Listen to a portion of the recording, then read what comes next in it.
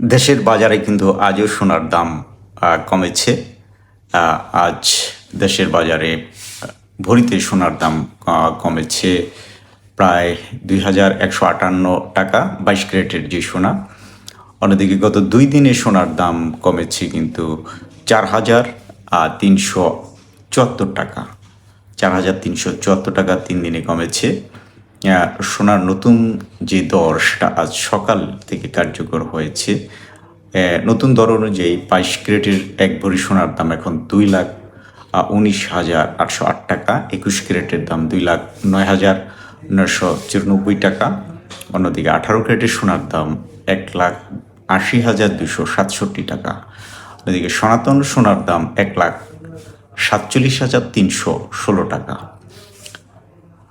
goldprice.org-এর তথ্য অনুসারে আজ বিশ্ববাজারে সোনার দাম বেড়েছে আউন্স প্রতি $23।